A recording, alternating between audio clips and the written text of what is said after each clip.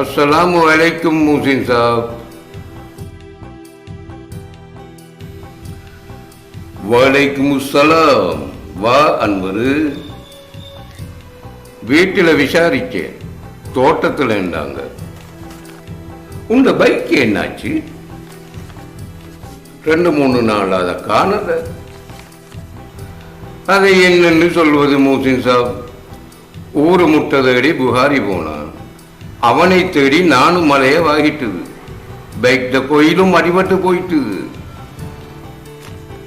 அடப்பாவமே, 4-5 நாளா புகாரிய காணும் என்ற செய்தி லேசா என் காதிலும் படாமல் அல்ல. ஆனாலும் இப்ப நீ சொன்ன ஊரு முட்டை அதுதான் மூளைய குடையுது அன்வர். நடந்தது இதுதான் முசின் சாப். எங்கட மாமி இருக்காவே, அதுதான் என் மனுஷியோட உம்மா. ஹட அநியாயமே, புகாரியோட மாமியும் சேர்ந்து போயிட்டாவா? கொஞ்சம் பொறுங்க மூசின் சாப், இன்னுமே நான் சொல்லி முடிக்கல. சரி சரி சொல்லேன், சொல்லி முடியேன்.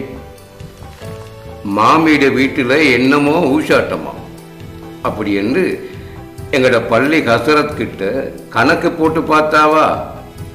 சிகர் ஒன்று நடந்திருக்கு, அந்த சிகரை தொலைக்க வேலை வெட்டி செய்யவாகும் என்று சொல்லிட்டாராம். மாமியும் நம்பிட்டாவா? அரபு படிச்ச மனுஷன் சொன்னா நம்பத்தானே வேணும். இனி இனி எங்கட பள்ளி ஹசரத் அவரோட கணக்கை பேசி முடித்துட்டு துண்டும் எழுதி கொடுத்துட்டாரா தேவைப்படும் சாமான்களை வாங்குறதுக்கு. சாமான் தேடுறதுக்கு இடையில நுழைஞ்சிட்டான் புகாரி. நம்ம புகாரி ஆட்டு தண்ணி, கடல் தண்ணி, ஊட்டு தண்ணி, கிடங்கு தண்ணி, கிணற்று தண்ணி, மழை தண்ணி, ஹவுல் தண்ணி என்று 7 வகை தண்ணி. அந்த நிறம் இந்த நிறம் என்று 7 நிறத்தில் 7 பூ, 7 ஜாதி பூ, 7 நிறத்தில் 100 துண்டு. கடைசியா ஊரு முட்டை. இந்த ஊரு முட்டை வாங்க போன புகாரி தான் 6 நாளாகியும் இன்னுமே திரும்பி வரல.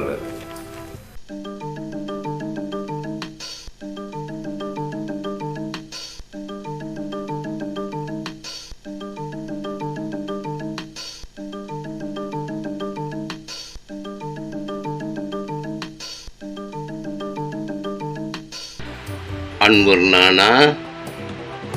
புகாரி வந்துட்டான்.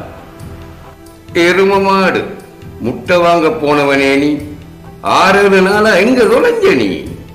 உங்களோட கதை நல்ல கதை.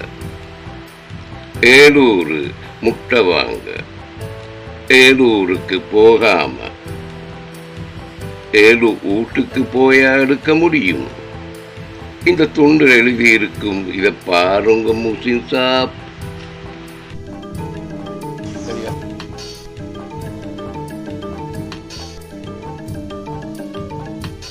ஏழு ஊரு முட்டை, 7 ஊரு முட்டை. 7 ஊரு முட்டையா ஆகியிருக்கு.